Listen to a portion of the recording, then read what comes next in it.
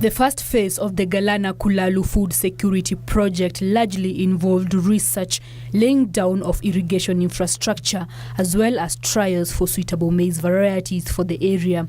The Israeli farm contracted to implement phase 1 of the project, Green Arava, has already made strides in putting in place irrigation infrastructure, paving way for phase 2 of the project.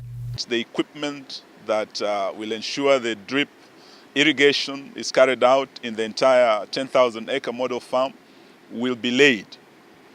And we have agreed with the contractor that this contract is coming to an end. Phase 1 of Galana is coming to an end. After completion of phase 1, Green Arava will exit the scene, leaving the management of the scheme to the Agricultural Development Corporation. The government is opening up the project to the private sector for commercial production, targeting to put 400,000 acres of land under crop. We want to see the private sector come in to take over not just the 10,000-acre model farm, but the extended 10,000, so that we'll have 20,000 acres right here in Galana being commercialized. We need critical number of acreage so that we can be sure as government that we are able to supply Kenyans with the much needed food. And that is why we are focusing on the bigger acreage, Galana being one of them. Experts from 4 local universities comprising the University of Nairobi, the Jomo Kenyatta University of Science and Technology, Moi University, as well as Egerton University are being tapped to bring in an array of technical know-how to support the Galana project, as well as other irrigation projects across the country.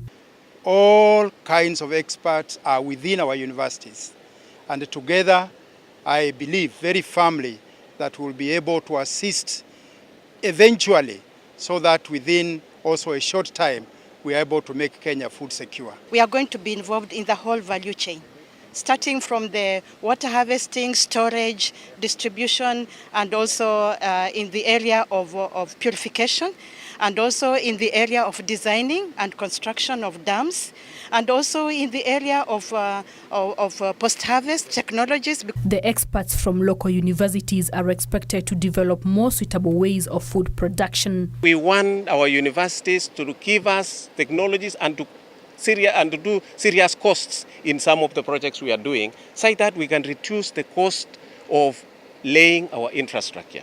That is the only way we can make food in this country affordable.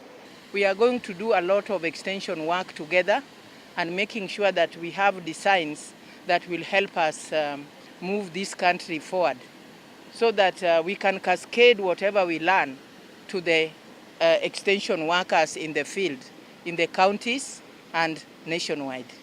I am sure our 2 cabinet secretaries, the cost of production of that maize, of that textile, of those computers will come down drastically, as has been seen with the textbook project in the Ministry of Education. About 212,000 bags of maize have been harvested from about 5,000 acres in the Galana Irrigation Scheme, with the best yield being 31 bags per acre. It's a learning and experience, because all what we know is that we are able to achieve to the tune of that 9 bags per acre, and you know the average country average yield is about 18 bags.